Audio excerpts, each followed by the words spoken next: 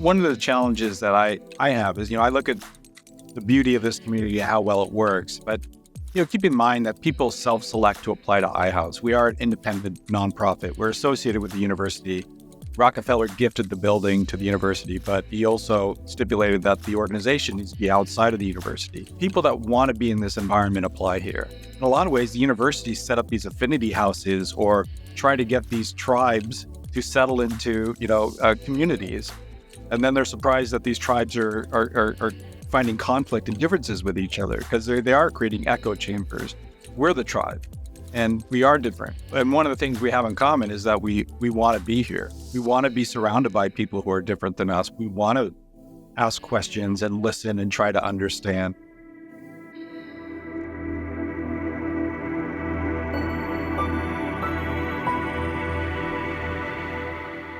One thing I'm really excited to talk with you today on This Anthro Life about, higher education is such an important point of so many people's lives. And it shapes future generations and shapes kind of how folks are approaching the next part of their lives in the world. And like, even, the kids, I have a 3-month-old now, so he's not thinking about college yet, but like, as we know, we begin even like early on to be planning and thinking about, what kind of schooling do we want our kids to have? And then, from who knows, from high school, certainly, but even younger people are thinking about what college they want to get into and how they want to get there. And then when you go to college, right, it's this whole experience of, if you're a freshman moving into a dorm for the first time, what that can be like in terms of new experiences, new friends. If you're an international student, that can also totally change the equation also, right? If you're totally leaving home for something else. And I think that it's such an important and magical and challenging and dangerous and all these things place for folks, and like we have such interesting conversations happening across the US now, in the world, around the role of higher ed. We're in this crazy space, as we know, 2024 of political polarization seems to be reaching some kind of fever pitch in the world, right? And, controversy is nothing foreign to college campuses. Oftentimes they can be the epicenter of these kind of storms sometimes. And, I want to put that in bucket one. And bucket two, of course, is we're approaching an election cycle right here also. And that also raises questions around both polarization, but also inclusive dialogue and communication with people that have different perspectives, right? And so I think there is a really important challenge that higher ed is facing around like fostering inclusive and safe environments for different kinds of viewpoints, right? And it's kind of critical. I'm really excited to talk with Sean Confer, CEO of International House at UC Berkeley, which is a really interesting blend of both a kind of independent nonprofit, but also connected with a university. And the iHouse has been around for nearly a century, which I thought was really cool, and kind of looking and getting a sense of what the organization is itself. And so you've seen a lot of challenges through iHouse of issues that the U.S. has faced, right? There's been issues around wars and civil rights issues and geopolitical upheavals and things like that. And so we're excited to get your perspective on how we can think about this and how do we build sense of hope and how do we demonstrate that we can heal different cultural divides in these kinds of inclusive spaces as part of campuses. And so first, I just want to say, Sean, great to have you. Welcome to the show. Thank you so much. I really appreciate being here and the opportunity to talk to you and your listeners. Right on. So diving into these ideas, like in this world where it seems like we can have these kind of social media echo chambers and political tribalism seems to be an unfortunate norm, I want to hear about your work with like International House and how have you kind of begun to set and think about the tone and the space and like creating an environment where we can have multiple different kind of viewpoints coming together, not just to coexist, but to actually be productive in dialogue and communication with each other. Yeah, I think to put that in kind of the context of the history of iHouse, this is a 100-year-old institution, and actually the origin story starts in 1909, right? And so to give a quick history lesson of iHouse, a 26-year-old man, Harry Edmonds, was working at the YMCA affiliated with Columbia University. So as he's walking down the steps one fall morning of the Columbia University library, he passes a student, and as you do, you say good morning. So the student stopped, and it kind of sparked a conversation, and the student said, I'm from China. I've been here for 3 weeks, and you're the first person to talk to me. And so Harry was really touched by that interaction and went home and told his wife, Florence, about how isolated, how lonely, they hear scholars and academics coming literally halfway around the world and being, pushed off into housing that is in the not most desirable places in the city, oftentimes far away from the universities. People are not acknowledging them. And this is 1909, so I always think it's vision of the Titanic movie comes to mind because that's about the time Yeah. that this was where this was going, where this was happening. And so Florence insisted we need to do something. And what they did was they started inviting international students into their home for what's called Sunday supper. And I sit down, have a meal, have a conversation, go by the fire, have a drink, and talk about, just building relationships, talk about your history, your culture, your country, your points of view. What are you studying? And from these just simple Sunday suppers of guests in their apartment, developed this community of folks that wanted to, engage with people from around the world. And again, 1909, people weren't flying on vacation to Europe or Asia.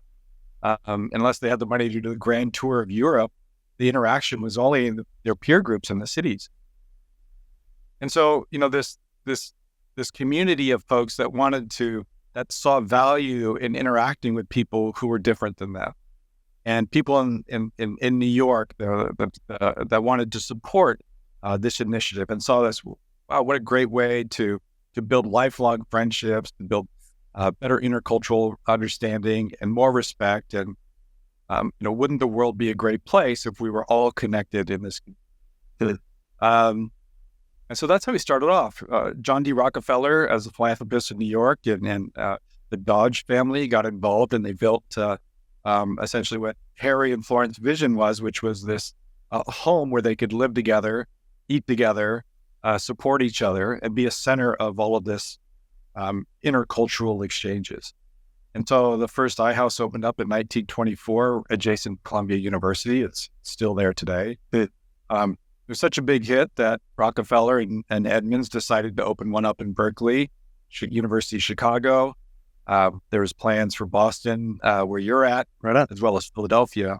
However, 1929 depression hits, and he was only able to complete Boston and complete Berkeley and Chicago. And so, that's what we do. Since 1930, we've been here at the Berkeley campus, a building built by Rockefeller and Edmunds. We house currently about 620 international and domestic residents. This year, we just had move-in week last week, so we have 82 different nationalities in that cohort of 600. There's no dominant culture. I think domestic students are the biggest population at 18% this year. Interesting. Followed by China, which I think is about 9 or 10%, India, France, and then we go to a long list of countries that have a few representatives in this entire community. That's cool. Our whole purpose is to bring people together that to have that interaction that was happening in 1909 in the apartment of Harry and Florence, where you meet someone new, you listen, you talk, you exchange ideas, you try to understand their perspectives better. Oftentimes that's in our dining hall. We do room and board here, so they live here and they eat here. And so that's how we facilitate these exchanges. And it really is incredible. You talked about the conflict on campuses recently, and Berkeley was not immune to that. I mean, certainly a lot of these, we have an encampment here and we have protests here, and not to the extent of Columbia or UCLA or Washington, but it didn't come into the house. People saw each other as part of the same community, and it wasn't tribal, right? The tribe is us, all of us. Yeah. Versus, on campus, the conflict is between tribes, like-minded people against other like-minded people, and then the friction that happens. When you're in a building with 600 people who all think differently than you, you're vulnerable, right? No one wants to stand up on a soapbox and say, this is the way we all should think, because no, you're not going to get much of a group behind you supporting you. But what you do get is people who are vulnerable and will talk about, here's my point of view, but I want to understand where you're coming from. Why is that? And that's really healthy. There's civility in this house. There is discussion, there is debate, but there's not violence. There's not, treating people meanly. It's trying to understand. And how do we find common ground to move forward?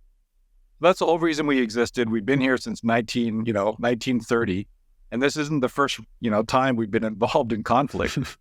You can go back through history with iHouse here at Berkeley alone. We were part of the free speech movement. We were part of the civil rights movement. We were here during World War II during Japanese internment, protecting Japanese citizens. Our law students were writing cases to get them out. So we've been very active in all of these conflicts, but hopefully in a productive way. Yeah, no, that's fascinating. And I mean, as an anthropologist, that this is, I really like this because it's, on the one hand, I think incredible value of oftentimes going to, college or university for many people, because the first time they leave home, in a big sense, and then having kind of an intentional place where we know folks of difference are coming together, and we're kind of providing that space for them to like live and break bread and kind of room and eat and live together is. There's like a dorm, which you can typically think about, right? But then it sounds like this is like iHouse is kind of having a bit of a next step there in like recognizing the intentional international character of so many universities, especially, if we're talking the, top tier universities like Berkeley and Columbia and Chicago too. We're getting folks from all over the world, right? That want to come here. And so it's like, how do we provide that space? But, I also really appreciate the context you shared there in terms of that. And I want to think about this with you is that obviously, we can see politics and political opinions and things, find their way to college campuses as we're saying here too, which we know is quite common. But then also there's this idea of the human that I'm living with or near or next to or my neighbor, right? And there's always this kind of funny point that whenever we think about polarization, it oftentimes is this kind of straw man of like the enemy, which we tend to dehumanize, right? We don't kind of think about them as another person. But so it sounds like part of the strategy here is to kind of foreground the human, I guess, like that there's a person that's your neighbor, that's your colleague, that they're having dinner with you, right? Yeah, I think 100%. And, just to, one of the challenges that I have is, I look at the beauty of this community and how well it works, but, keep in mind that people self-select to apply to iHouse. We are an independent nonprofit. We're associated with the university. Rockefeller gifted the building to the university, but he also stipulated that the organization needs to be outside of the university. There's a great story about why that happened and how we desegregated Berkeley as a result. People that want to be in this environment apply here. Whereas you go to a university dorm, people just need a place to live, and they're not necessarily selecting a place to live because they want to be surrounded by different people. In a lot of ways, the universities set up these affinity houses or try to get these tribes to settle into communities. And then they're surprised that these tribes are finding conflict and differences with each other because they are creating echo chambers, and these tribes. We're the tribe, and we are different. And one of the things we have in common is that we want to be here. We want to be surrounded by people who are different than us. We want to ask questions and listen and try to understand. And not always the general dorms on campus. That's the environment. And so, this is something unique within the campus communities because people want to get along here. They want to be challenged, right? In the way that they're thinking. I think you're 100% right. When you look, it's easy to call someone a label and hate them, right? And say, well, this person represents all of these people, or this person represents these policies, or that I'm against. And therefore I'm against that person. When you make it a person, it's much more difficult to, when you have a conversation over dinner, you say, well, they carry that label, but they're not necessarily supporting the point of view that I kind of blanket across all of that group. They're actually a more reasonable person once you talk to them. And, they seem to be more empathetic towards each other.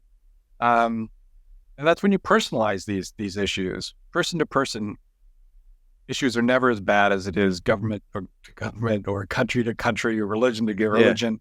Then it's just whitewashing everything with the same point of view.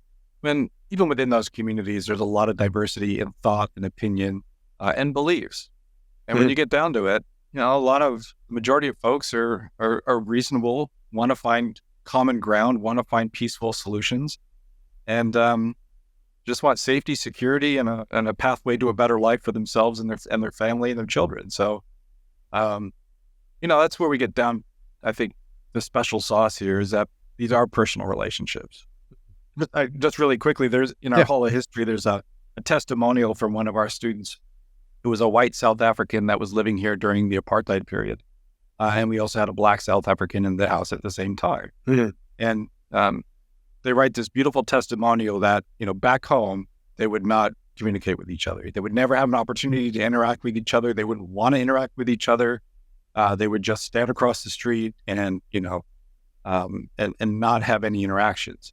However, in this house, they move in, they meet, they have a coffee, they start having conversations, they end up becoming friends. And, this is beautiful testimonial that once it became a person to person and you start opening up and sharing and trying to build understanding, a lot of this conflict goes away. As you imagine 100 years, there's a lot of stories like that where, after World War II, there was Japanese, Germans, and Americans and British in this house, tried to kill each other a couple years before. And now they're here together, right? And all of that goes away. So I think, it all starts with interpersonal connections and communication and listening and trying to understand and not labeling, entire groups of people. Yeah. And even like the idea too, that when we pause and kind of put the human back in the frame, we also kind of see what we share, right? I mean, it reminds me of they probably too often quoted, but still fun idea, during World War II at Christmas when the Axis and the Allies came out of their trenches to sing Christmas songs and play football together, and it's like this really interesting idea that like, okay, yeah, we are literally fighting, but then turns out we actually do have shared traditions, shared religious connections, right? And shared holidays. And like, let's actually come together for that. And in that moment, you can see if people can come together, then it's like, it reminds us, then why would we not be able to do this in a home that we're sharing or in a space that we're together too? And it's kind of a reminder that we can do it. And we're better when we do it, right? Well, we can do it. We have done it over, thousands of years of history, people that were against each other for various reasons have found ways to come together and be peaceful. Mm-hmm. Just looking at relative history and world wars, can't tell me that in 1943 we saw, people thought of Germany as a place that we would be, going on vacation and we loved German people or the Japanese or, any of the other. So it can change, views can change, entire countries and cultures, can find peaceful ways to move forward. And that's what we're all about, here, is try to teach that to 624 residents every year as we launch them out. Is like, hey, there's other ways besides shouting down, canceling and threatening other people who disagree with you. Yeah. And that's such an important point too, because we are, on the one hand, seeing at the current moment that we're talking now, this is, late August in 2024, but just in general, like we saw like the rise in around COVID and for a few years, like this rise, from Me Too movement into cancel culture. And now there's been a bit of a kind of a pushback in terms of saying, well, we don't need to cancel everybody, but we need to be kind of careful about how we're deploying, on the one hand, weapons of retribution, but then at the same time, like, what is justice actually? How do we actually bring justice forward? And like these interesting challenge points that, on the one hand, like feel new in terms of how we're reckoning with, and we need to reckon with things like sexual harassment and sexual violence, especially on college campuses. Sure. And like how it's gone through Hollywood and like, how the entire process through Me Too and how that's like reverberated through society, but then also things around George Floyd protests and Black Lives Matter and these notions of like, how do we reckon with the social needs of today? But then, and kind of as we're talking here too, like I think that's really interesting and important history to remember of like how we've seen other kind of conflict, working through conflicts in historical moments in the U.S. that we're kind of talking about here too. And like even thinking about how at iHouse itself as a place, like thinking about that as a character in a story, right? And the things that iHouse has seen in terms of conflicts and then resolutions and how folks have kind of worked through them together, I think is really, really interesting. And obviously one of the, interesting pieces about this too is like the coming together of so many international students also, right? So we're having a lot of cultural mixing that takes place too. And I think that's an interesting thing. I'm kind of curious to think about that idea of like, either, I don't know, strategies or things that you found that are effective for like helping create those environments where we can have multiple kind of cultures come together and have space. Obviously there'll be some mistakes and some things that people kind of say, oh, you either shouldn't say that or don't call me this, or, not in a rude way, but just like, oh, I didn't realize I shouldn't say X thing, about somebody. But like, how have you find kind of strategies to help mitigate and help folks kind of come together around or bringing different cultures together in ways that can kind of work together and kind of figure things out as they go. I think one thing is because we're such an old and established institution, it's having principles and core values that, are consistent. Obviously, in this house, we have to be civil. These are close quarters. I can tell you when they designed, the architects in 1930 didn't, create these large living spaces for the students. These are very modest, and all of the undergrads have to double up, so they share a room with someone from a different country by design. We forced an interaction, and so if we didn't have an understanding of we all have to be civil in this environment, things would fall apart rather quickly.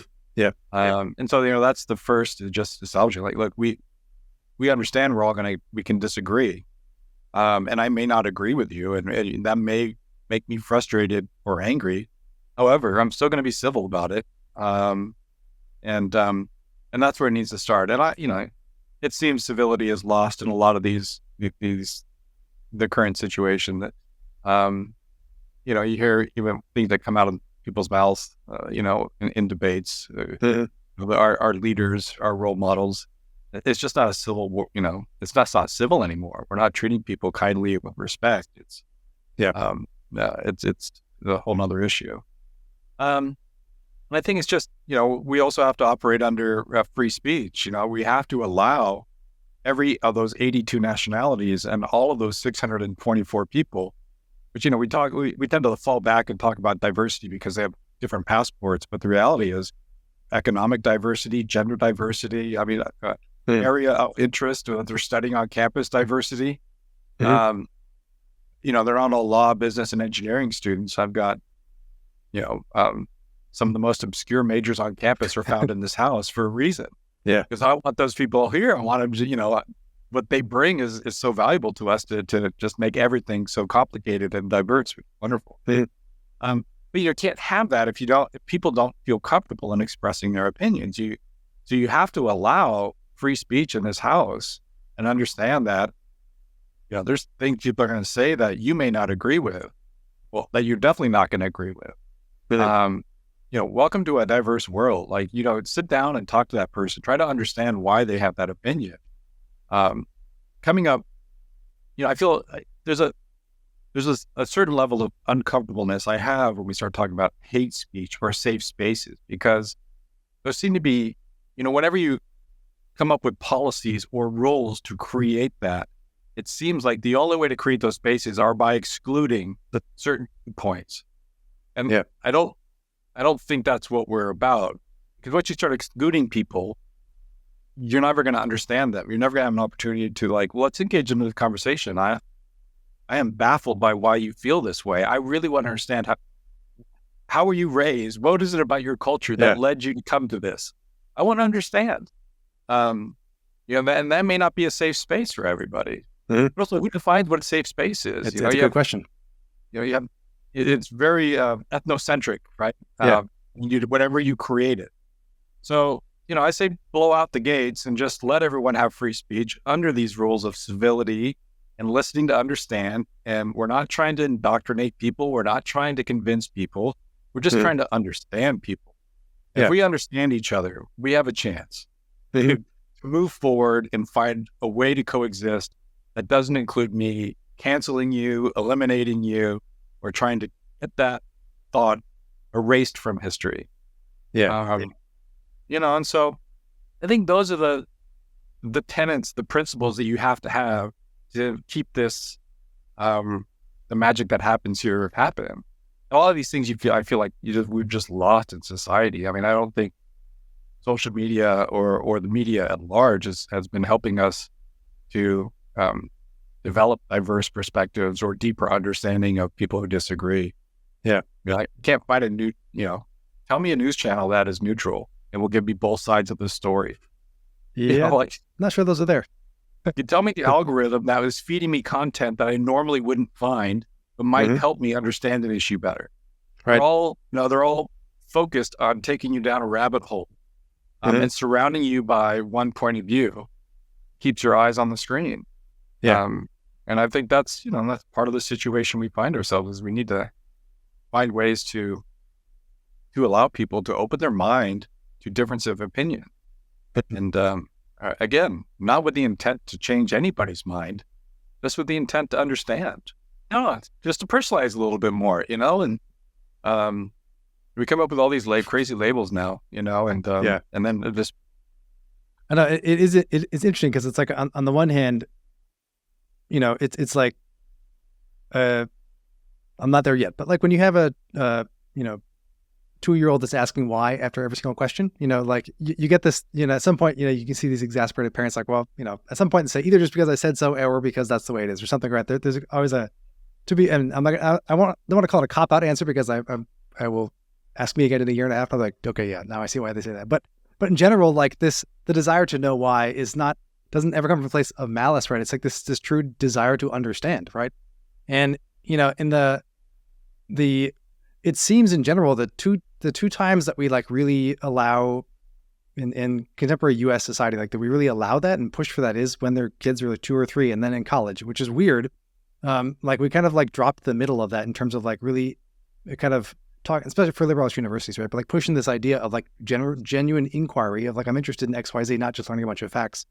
And I don't want to paint too broad of a picture of the US education system, but I think there's a lot of challenges about like on the one hand too, in terms of, teaching to the test for a lot of things like this and kind of like making sure that kids get that content versus like how to either think critically or like ask questions in a deeper way. And that, I'm glad that we see higher education institutions doing that, but it is interesting that like we don't see it getting kind of pushed earlier. And like, and if we do see it, it like gets pushed into a space of privilege in terms of for AP classes, right? Or like advanced placement or like honors, like that's when you take a humanities or art history class. And it's like, it's this funny point. So I agree with you too, in terms of like that there's the media side that kind of pushes typically an angle. And that I think that has a ton of challenge based, anything that's premised on advertising for revenue is going to do that. Right. And that's exactly those algorithms because they're like funneling your attention into a certain space because then they're going to either get you to do something, often buy something, or pay for something in some level. And it's the other side. Then we have education kind of not pushing too much in terms of like actually having more genuine critical thinking skill sets, sometimes until we get into university. And so there's this interesting piece where it's like, I've appreciated seeing, so on the media side, like I've appreciated finding there's a couple apps. I talked to Alex Fink, who's the CEO of a company, a media company called Other Web, which it is basically nutrition labels for news media. And so you can look at it and see, what kind of speech does it have? Like, would it be inflammatory? Would it be kind of neutral? Does it so basically understanding like, was it fact checked? How has it been fact checked? And so this interesting idea of like letting you understand a bit more in terms of when you're consuming content. Like he's like the same with food. Like you want to know what's in that cereal.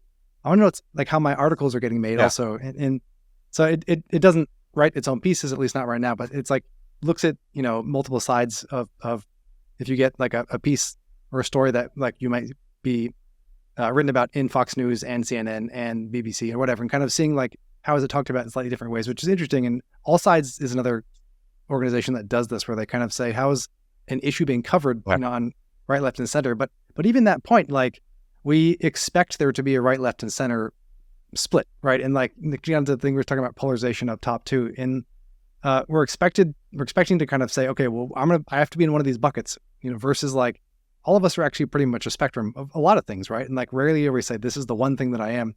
And so it's interesting to kind of think about how we can help foster that idea, like the genuine curiosity and the humanity of someone in a place like iHouse that is recognizing that like we're here at Berkeley in at Institute of Higher Education trying to help us think more critically. Oftentimes, at least if I have to take that, the Anthro 101 class is one of my freshman requirements, right?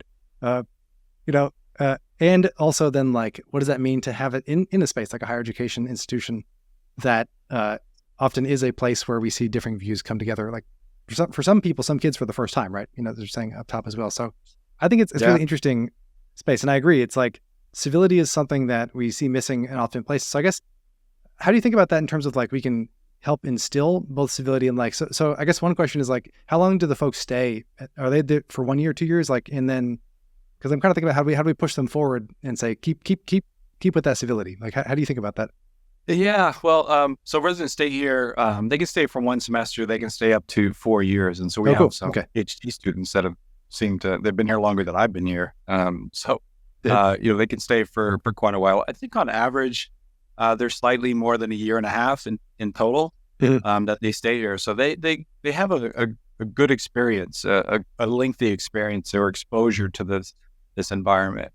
And I can tell you, just we have over 100,000 alumni that have come Wow. out of just iHouse Berkeley over the years, and this experience stays with them their entire life. We had an alumni reunion a few weekends ago, and I was speaking to one of our alumni that was here in the 50s, Cool. here for 1 year, 1950, and you think about how the world has changed in 1950 and Yeah. how an individual's life, graduating from college, the ups and downs and changes in your career, relationships, children, grandchildren, births and deaths, and all of these things that you've been through in your life. And, they come back for that one experience they had for 1 year in 1950, bring them Wow. back here. And they're so emotionally connected to what happens within this house. And, part of our mission is, building lifelong friendships, and they have lifelong friendships. All of these people that, come together in this special community and disperse are still connected decades later. So Yeah. there is something really special and positive that comes out of this mixing of people and talking to people who you disagree with. It ends up, these may be your friends for life, even though, Mm. when you into this place, you may have just pointed your finger and say, I hate that person. Yeah. I live with them, and you go have a drink with them, and you do all the social things that we do, or have dinner upstairs with them, and you realize, wow, this is a great person. There's only one sliver of things that we disagree on, but we can get past that. Hmm. So it's and there's so much to unpack with what you just said too. As you were talking about, um, the whether or not we're trying to, teach to test in education, whether we're trying to teach, critical thinking in education. I think that's where we start, is they're trying to understand, what are we trying to do with education, whether it's Yeah. K through 12 or higher end. What is the purpose of all of this? Mhm. I spent 13 years of my life in China in education, higher education. Hmm. My wife is Chinese, but my kids are 10 and 12, Mhm. so they're still very You're still young. asking why. Yeah, that question about university and college, Yeah. you start thinking about it when they're 3 months old, but you're continually thinking about it, Bill, for another 18 years. Hmm. But it's quite different. It took me a year to really understand the objectives of a Chinese education system are quite Hmm. different than what I went through in the United States, and where we were focused a lot on, at least when I went through school, really a lot about critical thinking. Mhm. And asking questions and challenging the status quo. Where in China, it was more rote learning. It was, you have this Gaokao test at the end that's going to determine whether you go to a top Hmm. university, a mid-level university, or you're going to go get a job. And how you do on that test on that one day determines the trajectory of your life, not just you, but your family. That's pressure. And so there's a lot of pressure to do well on one test. And so, of course, that system is going to be supporting outcomes of that test at the end. So it is a lot of rote learning. It is, teaching you to be very strong in process and understanding concepts. But where I found where the U.S. students were generally weak in math and sciences, but good at asking questions and challenging people. In China, it was quite opposite. They were very good about, figuring out how to get things done in science and math and how to answer questions. What they weren't great on was questioning why, or, coming up with another opinion on their own. So, you look at the education system, they were designed and set up to do different things. And so I think, you have to start off like, what are we trying to do in higher education? What are we trying to do in universities? Is it, if you liberal arts is probably different than if you come to Berkeley, the business school, the engineering schools, it's teaching you knowledge that's going to help you, get into great positions in jobs and industry, and lead there. So it's where do we start? I come from the opinion of what works here at iHouse is that we're not trying to teach anyone what to think. We're not indoctrinating anybody. Yeah. And, if that's your goal in kindergarten, and, K through 12 is to indoctrinate them to all believe in one way, then critical thinking goes out the window, and you're teaching people that there's one way to think and everything else is wrong. And you're an anthropologist, so you know this much better than I would. To go back in history in the great societies, which great societies were built on narrow point of view, taught to everybody, and everything else was wrong? That's usually when they start to decline. Exactly. When you start eliminating, saying, we don't like what these people are saying, therefore, we need to eliminate it. That doesn't kill thought, right? You can kill people, but you can't kill thoughts and ideas. Right. I'm sure that's been in several movies. Certainly not my quote. It's a great line, though. Yeah. But as I go back in my memory of history, is the great societies were built on discussion, debate, civility, understanding, not out of fear that someone has an idea that's different than mine and they may be right. So I need to eliminate that. Right. So, I think, we're kind of in this path now where we're trying to get K through 12 to be indoctrinating people versus giving them this information and teaching them how to look at things critically and to ask the right questions and not be intellectually arrogant, where they think, I'm right, everyone else is wrong, and you're not going to move me off my position because I know I'm right. I'm smarter than you, right? It's like, wait, hold on. Yeah. Yeah. I mean, that's, that, and there's been research done. There was a report out of House, New York. An impact report they just did, and they surveyed a lot of their alumni and looked at some qualities of our House alumni versus benchmarking them. And they're, as you would imagine, they're more central in their political views. They're more centrist. They're less intellectually arrogant. They recognize that they know what they know, but they also know they know a lot. They don't know everything.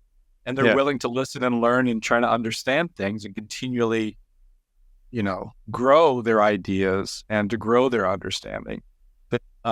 They give more in charity. They give more time to the community. I mean, just a lot of benefits that come from this environment that I think are, things we want to encourage. Yeah, no, totally. That sounds great. And I agree where it's like when we are able to foster those spaces of kind of intentional bringing together of difference, and we have a ground rule or kind of a first principle of civility, right? It's such an important piece, and on the one hand, I think like there are natural questions that we would kind of point towards critical thinking of it, just like, oh, why does the person have that practice, or that the way they're cooking that food smells weird? And like that may lead to a series of questions of how do we produce food, and why do ingredients, like why, then kind of saying it might smell weird, but then I'm saying, well, why am I saying that's weird? Like maybe they think what I'm eating smells weird, right? And kind of that can be this kind of reflection. Having lived overseas, I can tell you 100%, what you think is weird, someone thinks is delicious. What you think is delicious, someone else thinks is weird. Right. And that's, you hate to simplify it too much, but ultimately there's a reason there's 31 flavors at Baskin Robbins. A lot of people with a lot of different tastes. And when you think about, you expand that, well, why are we just talking about ice cream? You can talk about food. You can talk about political views. You can talk about social views and value systems. Is that there's it is a polarized. It is a whole, continuum of differences across the board. And I don't even think it's linear where it's left, right, or rich and poor. Is that it is this beautiful bubble of folks that feel and think different ways. And when you see it in that way, it's easy to understand that that there's a lot going on in the world that are different than me, and I'm comfortable with it. It's okay. Yeah, I'm like everybody else. I got a difference of opinion, just like everyone else has a different opinion. And it doesn't mean someone has to be right. We can all, we can all have different views and still be right. Yeah, true. It makes me think that earlier this year, I was talking with Byron Reese, who's a futurist thinker, writer, and he wrote, he's done a lot of work on AI and kind of the changes in technology.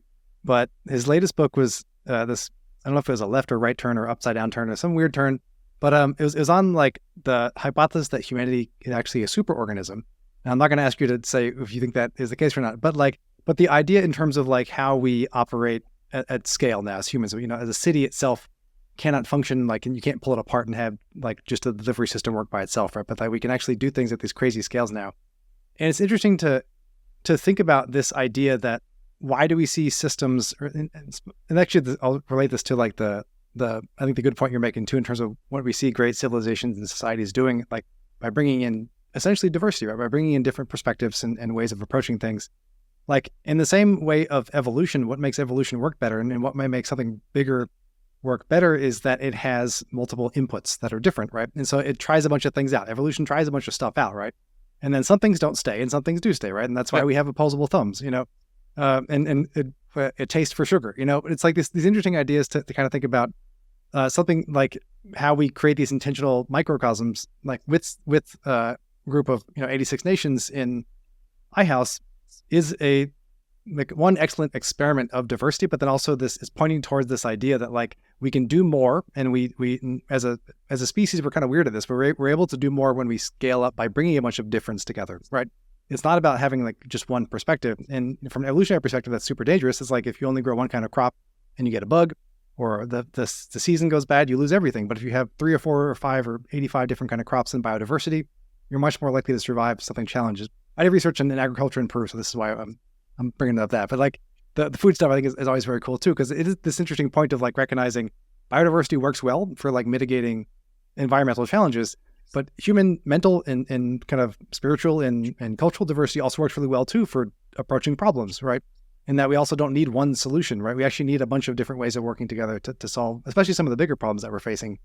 We talk about polarization, which is a problem, but it's one of those like very much we've made it by saying here's the splits in the sides. But I think you're also right that the idea of like the big kind of bubble, that's what made me think of the superorganism. It's just like it's a lot of coming together that is actually what allows us to change and do better at scale, right? And we need that kind of diversity. So I don't know. I'm seeing it. I don't know if any of that resonates, but I feel like it gives us something important to think about, like what we do about intentional community, right? And why we need that, right? We're seeing a huge rise. I'm curious if you see this as well. Like we know that there's been a huge rise in, especially with Gen Z, talking about mental health and saying that that's something that matters to Gen Z folks, and they want to make sure that they have either support and space for that and be able to talk about that, whether at university, school, or at the job, at the workplace that they're in. And, thinking about how we are changing conversations, right, to have these new kinds of spaces, what do you kind of see as the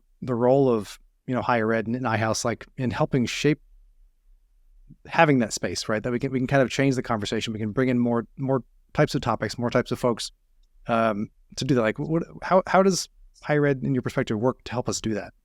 Yeah, something you just touched on. I was having a conversation this week with, being my age and being around, and as long as I have, you tend to see how patterns repeat themselves, or how the pendulum swings one way and then it comes back the other. I was having a conversation with one of my staff, who's a few generations behind me, and he was commenting about his generation, this university age generation, and talking about mental wellness, and how he made the comment that, well, my generation is really trying to undo all the damage that your generation did. And I laughed. I was thinking the same thing when I was your age about my parents' generation, and it's not like it's a hard shift from generation to generation. It's this slow evolution of change. And I would have said the same thing at his age about my parents and how I grew up, and so everyone looks back and criticizes previous generations, but those of us in the previous generation are like, we're just doing the best we could with what we had. And we didn't focus so much on mental wellness as a group. We probably internalized too much. We weren't good at sharing.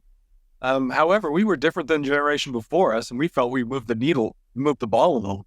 Yeah. And that's the perspective we need to take. Not that we're destroying all the damage my generation did, but they're just continuing that evolution. And yes, evolution needs variety. You need diversity to find those better ways of doing things. And that's,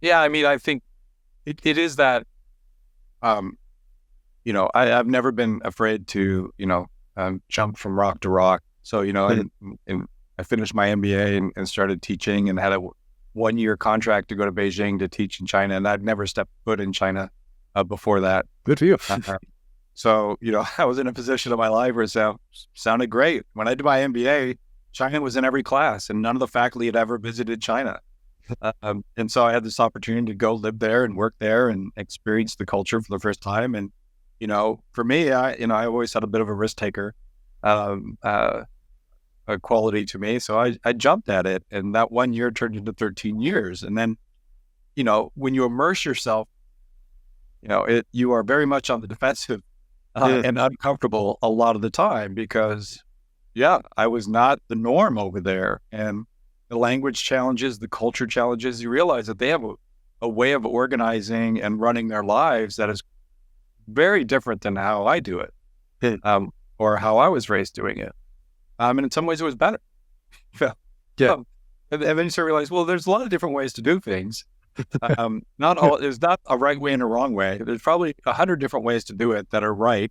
Some of them may be better than others, but it just gave me the perspective that people around the world think and do things differently, and it works for them. So who am I to go flying around the world, drop in this country, complain that, they eat here at 11 o'clock at night. That's ridiculous. Why would you eat 11 p.m.? It works for them. Part of their culture. It's not right or wrong. It's just different. Yeah. And if you're going to go there, expect it to be different. And there's it's kind of an internal joke here. We have, we're based in the U.S. and my staff want to be home by 10 o'clock at night to be with their families. And of course, part of our community here are, maybe folks from countries where they eat very late at night. And so, of course, they want us to extend our eating hours, our dining hall hours. And I'm like, look, I understand where you're coming from, but when I go to Spain, for example, I don't expect the restaurants to change for me. And I can't change for you. My staff, we're all Americans that live here. This is a regular eating time for us. We shut down at 10 o'clock and they want to clean up and go home. You got to adapt to that too. We can't cater to everybody because they're all different. Yeah. I mean, I think I just was exposed at an early age that, I traveled around a bit. I did spend time in Europe growing up in an Irish school, and people do think differently. People have different, views of the world. And I never had the idea that there was one way of doing something. And all these experiences just taught me that, wow, they do it differently. And that's kind of better than how I was doing it.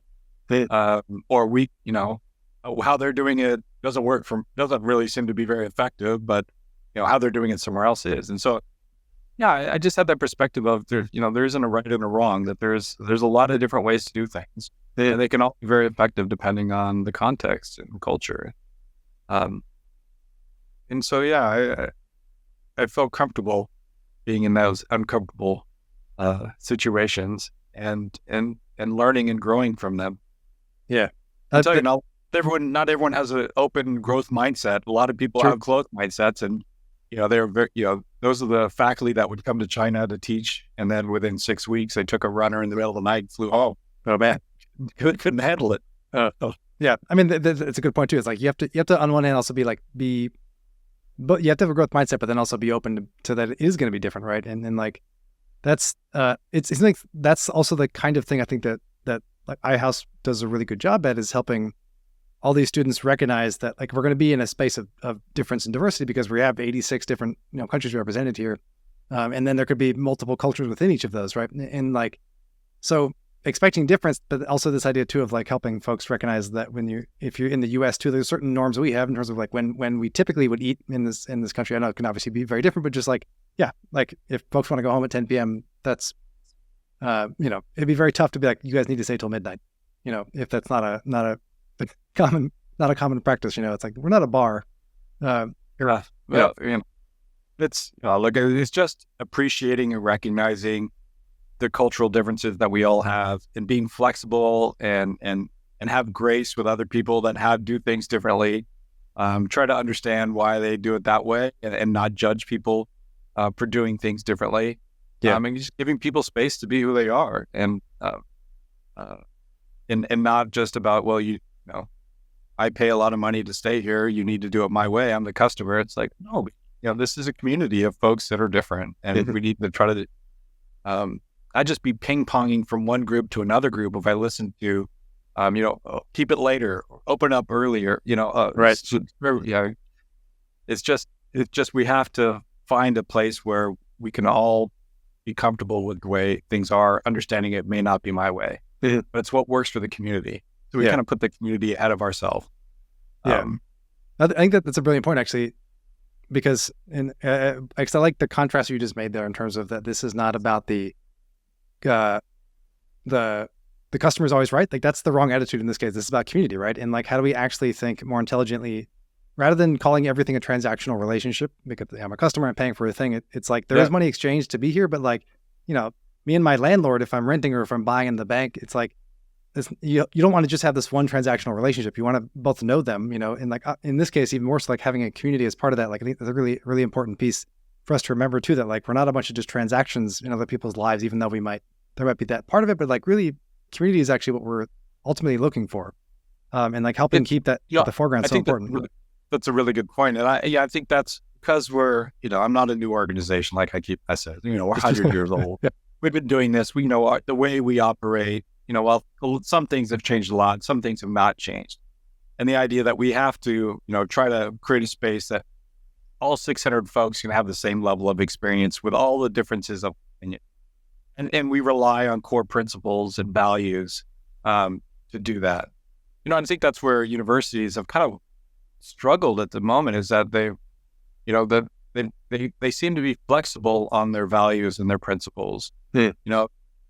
Well, now they want to talk about free speech on campus, and that's so certainly messages coming out as the campuses are reopening after the summer break.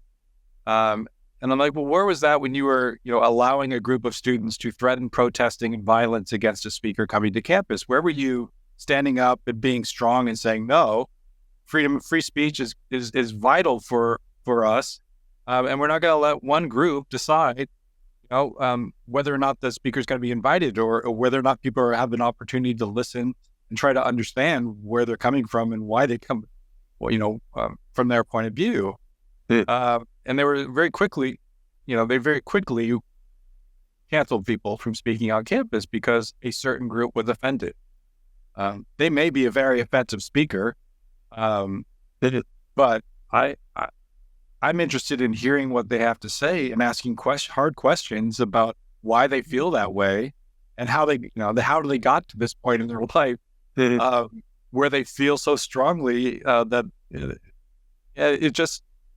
I want to understand. I want to ask questions. I want to challenge people. I want to understand people better. And canceling them and saying, and throwing free speech. Well, we do believe in free speech. However, not here, not there, not here. And now universities are trying to stand up and say, free speech, we allow people. And that's the challenge, is that you have to be strong with your principles and unwavering. Yeah. Otherwise, it's, I think that's the challenge.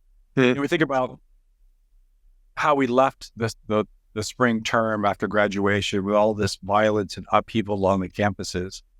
And, one thing about universities is, there's graduation, everyone goes home, and a lot of this cools down as people disperse.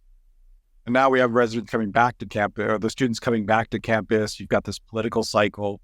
It's not going to be just about election day. It's going to be election day to the, the beginning of January, and what's going to happen after January. And, and the situation in the Middle East has not significantly changed than it was when they left. And so, the cooling off period of the summer for these universities, everyone has had a chance to kind of reflect on how they handled things in the past and how are they going to handle things differently this year. And it'll be interesting to see how these universities deal with the protests that are going to happen on campuses relatively quickly. And whether they take the position of some of the other universities, we're bringing the police, we're clearing the camps, or we're going to sit down with folks, we're going to have discussions, we're going to try to, find solutions and peaceful solutions and move forward. Which is what we essentially had here at Berkeley. Yeah. You think about, I saw what was flaring up at Columbia University, being here at Berkeley, and, this is, student protests. We were, that's part of our brand here, is student protests. Yeah. And I was expecting it to be as bad as Columbia, and it wasn't. We had an encampment. Administration worked with the protesters. They set some ground rules about civility, and you're allowed to protest, but don't block that entry. Don't be violent. And they negotiated with them, and it was a peaceful resolution. Berkeley wasn't on the front of Fox News every night, which is helpful. Which is surprising, right? Yeah, because it was handled well. Not every university took that approach. That is very true. And I think that it's a super valuable point too, in terms of both being upfront about what one's values and principles are, and then sticking with them, because these are the moments when that actually matters, right? Because it's like these are the moments when your values are actually tested, right? Or your principles are tested, because it's how do you respond in a scenario where if we're for free speech, but then saying only certain people get to speak, and then talking about what that is and why, and say if we're setting those ground rules, what does that look like? But then also saying, okay, are we actually sticking to different principles? And I think you're right. We see it in higher education, but we also see it again, like within professional organizations, with cultural organizations. So it is an interesting and challenging point. And businesses too, they get kind of under fire for different reasons, but still, you see when there's not values being lived out. I think kind of one, there's maybe not a wrap up question, but just like this idea that I'm kind of thinking about. Obviously, as I think you touched on this, is we are of course heading into this election season, so it's interesting to think about that universities kind of get that cool off period in the summertime when folks kind of go away. But, so thinking about as we're heading into that season for folks, what do you see kind of with some of those challenges or opportunities, right? That campuses can do to help kind of foster that constructive dialogue, to bring those pieces in. So I'm if folks are saying, okay, all right, I need to do one or two or three things, I know we can't necessarily tell it to those things, what are some advice you'd have for other higher education leaders or folks that are trying to think about, okay, we know we're going to have either protests, we know we're going to be having conversations at least around elections and around January and beyond. So how do we think about the challenges and opportunities that are coming up? And what would you say to other higher ed admins and leaders to try to, how do we navigate this in the smartest way? Yeah, I mean, I could only speak from the universities I've been a part of. And one of the challenges is that, the loss of what I would consider kind of a campus community, where the students, the faculty, the administration, everyone sees themselves as part of the same community. Yeah. Or even departments, looking at one department to the other department. A lot of times these things are just so siloed and so tribal. And it's the faculty against the administration. It's the students against the faculty. It's the budget against everybody. Yep. And I think the first part is these universities have to start healing their communities so that, they are seen, that they put, we're part of Berkeley before I'm part of the school or part of what my role is within this community as student, faculty, or administrator. But I put this with, when I look at politics, our problem is we're putting our party ahead of our country. And we should always put our country ahead. Say, look, the most important thing is this country, and I would never sacrifice, something for my party ahead of my country. And right now, it feels very flipped. Yeah, it does. Yeah. And I think the same thing with universities. Instead of I'm faculty ahead of the university, or I'm a student ahead of the university. Accept that we're all part of the same campus community, and we need to come together within that and talk about these real issues that we're facing in civil ways, and trying to listen and understand everybody's perspective. And depending whether you're a faculty or a student or administrator, you're coming at these issues with a different point of view, because there's trade-offs that may be affecting you, but not the other groups, or vice versa. And so the more we can sit down and talk and understand each other's point of views, the more likely we are to come together and find a solution. I think what we see is just this breakdown of any kind of campus community. And so, I would start with mending communities on campuses, and then that gives you a place to bring people together and start to have conversations, and how do we deal with these things, and reinforce your principle. Look, we're never going to get anywhere if I try to shut some of you down because I don't like what you're saying. you know, because then we're all pointing our fingers at each other, right? Yeah. And we're never going to get anywhere. So let's just allow us to come together, talk freely, don't agree. That's fine. This is a big, diverse world. Most people don't agree. However, we can all still get along, and find a way that we're not competing for resources, sharing resources that benefit all of us. Yeah, that's the economics. That's the economic side of me coming out.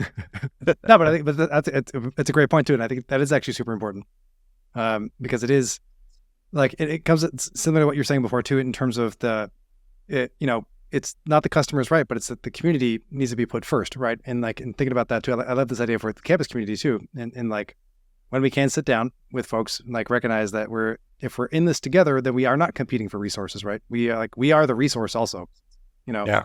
And it's an important part of the thing, I think. So, well, and a lot of the conflict on the campuses, and as I looked at the campuses that were on the front page every day because of the protests and how it was happening, a lot of times it wasn't necessarily the campus community that was causing the conflict. It was outside agitators, people of the community coming to the campuses, and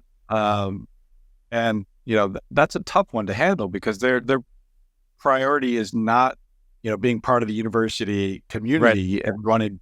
It's trying to make this an area where I can get my viewpoint out there to the world, and that wasn't helpful. I can say in Berkeley here, we didn't have the amount of outside agitators as some of these other campuses saw.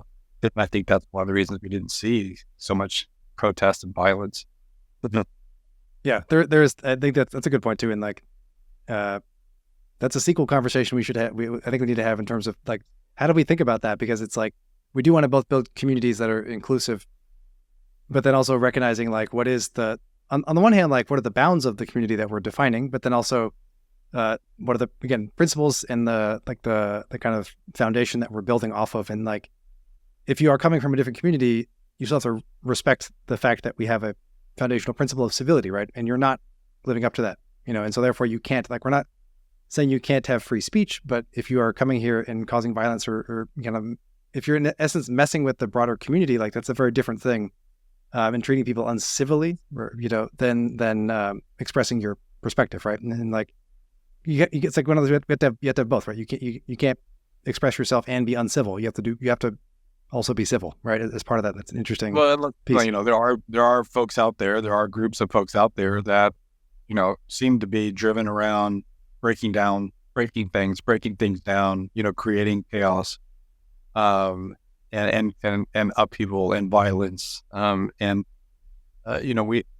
acting uncivilly, right? And so we need to somehow figure out. Yeah, it's interesting times. I sometimes I do feel like I'm in a bit of a bubble here at iHouse because we just don't have a lot of what we're talking about. What happens across the street doesn't seem to carry out when they walk into the door of iHouse. And I would hope that that the lessons that we learn from this experience in some ways translate into society, that there's some things we can learn from here. Diversity does work if you have just some basic ground rules. And again, we focus on trying to create a diverse community that works and not trying to convince a diverse community that my way works. Yeah. So it's an incredible place to be. I'm very, very fortunate to be where I'm at and doing what I do. Awesome. It's an incredible organization.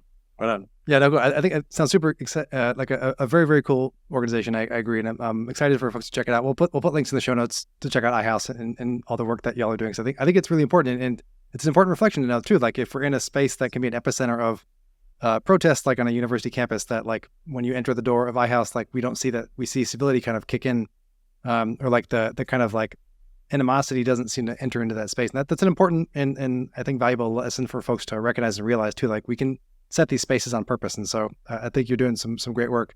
I'm excited to see that it's kind of been going for so long, and that it's going to keep rocking. So I think it's an important reminder that we want to do this. we want to build together, right? Well, like I said, we've been doing this for 100 years, and where we're at right now and being in the role I'm at, it's looking at the next 100 years and seeing we do have this power to convene, to bring the community together, because we're apolitical. We don't have a point of view. Our point of view is bring people together. And so we can bring folks from all sides into iHouse and have conversations. And I think, part of my 100-year vision, if you were to ask me what I would, that was my next question.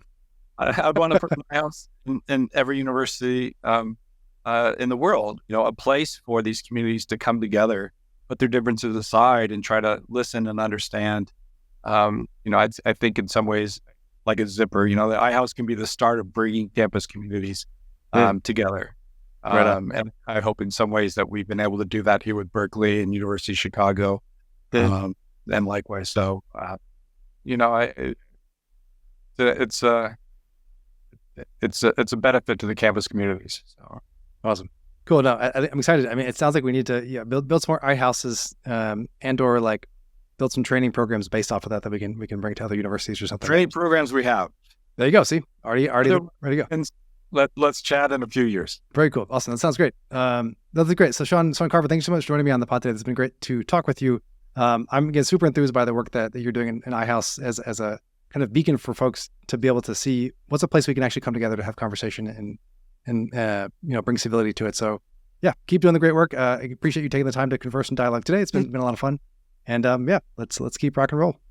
Appreciate it. Thank you so much for the opportunity. Cheers.